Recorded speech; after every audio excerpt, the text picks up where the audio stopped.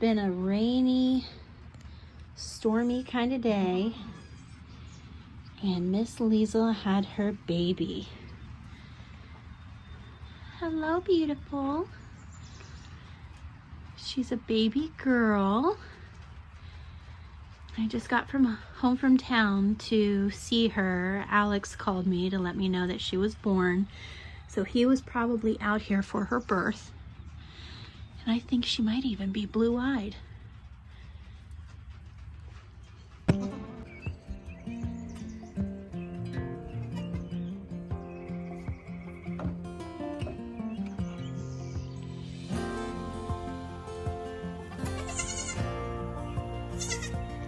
She's so pretty. So strong, too.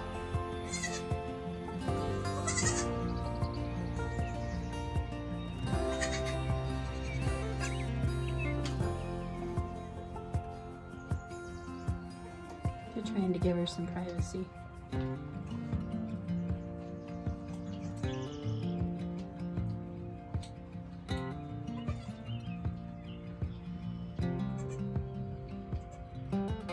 We just love her.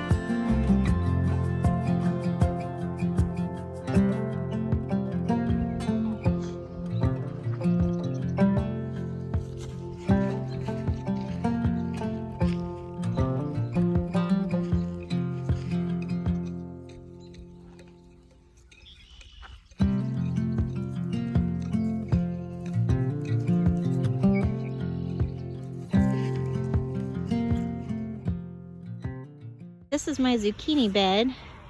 In this corner we have lemon queen sunflowers, and then here and over here I have black beauty zucchini.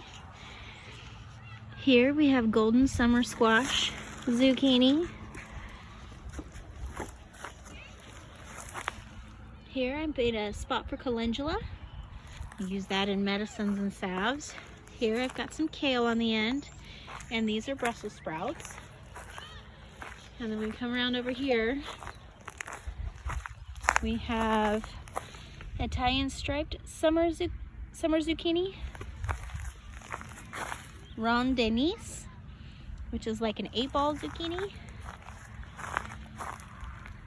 gray summer zucchini, and then like I said, this one is a black beauty as well. I planted 2 spots of okra, which is the variety is Clemson spineless. This is new for me this year. I've never planted okra before, and I've actually never even tasted it before, so I thought I'd plant 2 plants and see how it all turned out. And then here on this arch trellis, I planted 2 cushaw squash, or actually 3 cushaw squash seeds. I'm really curious to see how much comes up, but I wanted to make sure that it had plenty of space, so I don't have anything really planned in this part of the bed until I know that I can train the whole thing up the arch. Once I know that I can, then I'll probably put something else in here, probably some peppers, just to fill in the space. In this bed, this whole row right here is a mix of sunflowers. Then over there, the front half where we're going to have the arch trellis, I am putting in Kajari melons. Real curious about these. I've heard that they taste delicious. They're super sweet, and 1 melon is about a serving for 1 person. So I'm excited to grow these this year. Now randomly throughout the garden in the corners of beds, some of the corners, I planted some black Russian sunflowers. These should get really, really tall and be a big, beautiful sunflower late into the summer.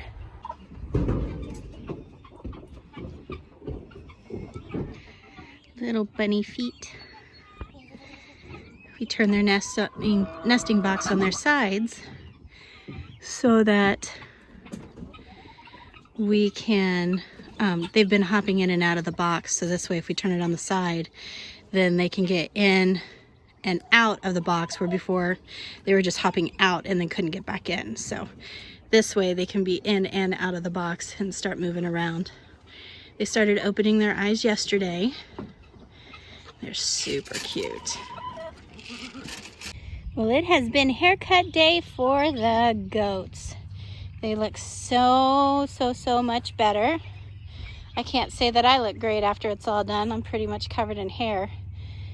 But they look so much better. Got rid of the thick, nasty winter coats. We don't worry about the cut being perfect because most of them we don't show. We just want to get that thick, nasty winter coat off. And it also helps cut down on mites and lice as well. Now you're probably thinking, ew, mites and lice, that's so nasty. You know, what's wrong with your herd? Actually, it's very common for in the springtime when it's wet, for animals to get mites and lice.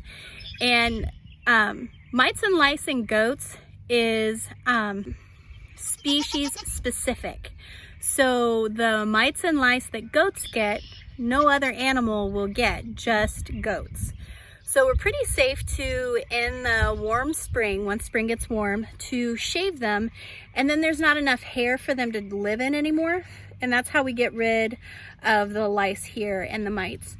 We've tried some things like diatomaceous earth, and then we've even tried silence, and I just really haven't found anything that works as well as just shaving their coats.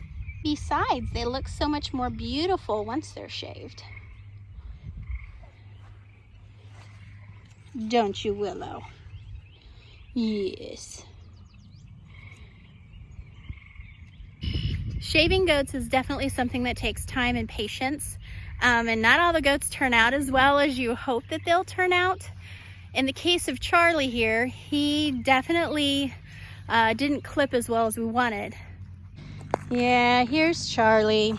Now, the problem with Charlie, see how rough his shear job was? Well, that's because Charlie's about 15 months old and he's never been shaved before. And also, when a goat is young, they hold their insulative layer longer than an adult goat because he's not an adult yet. So what we've done is we've shaved him down the best we could, and in 2 weeks, we'll shave him again. In the meantime, he'll be doing a lot of rubbing and scratching on different things to get a lot of that extra woolly down out. And as you can see, I mean, like, I can already pull some out. So it's loose, it just needs to let go. And so like I said, in about 2 weeks, we will trim him up again and make him look pretty. Because he's a handsome devil, aren't you? Aren't you a handsome devil, Charlie? He says, yes, I am. Some of you may wonder, how do I know if my goat has mites or lice? Well, let me show you the signs that let you know if you have it or not.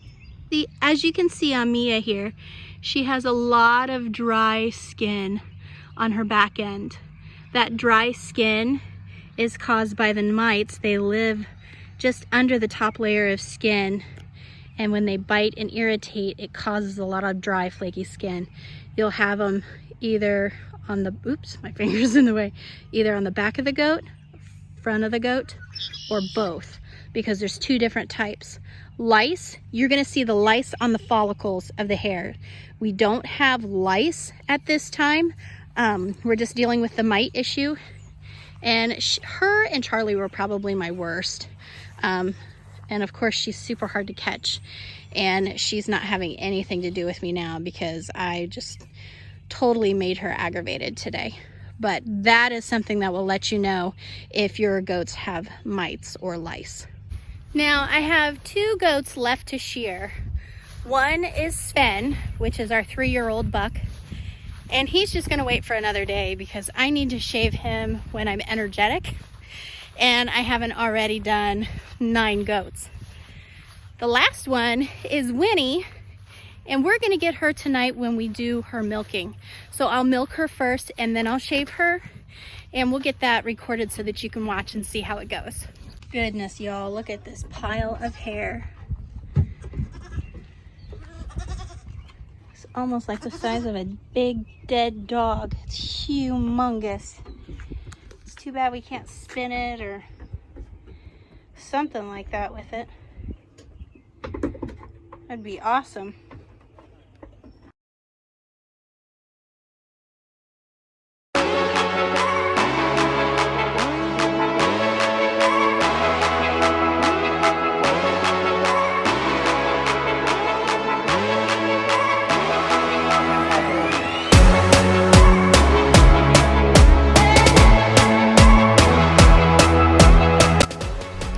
After I finished milking and shaving Winnie, I decided to go ahead and take care of Sven.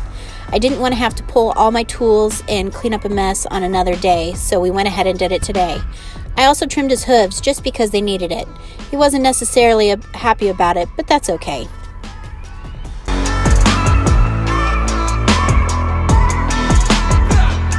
Well, everybody, we got everyone trimmed today. All 11 goats are shaved, copper bolus. We did a copper bolus on all the goats, which we do once a year because copper is a mineral that is needed for goats. And let me tell you, I am pooped. I am ready to clean up my mess, take a shower, and relax on the couch.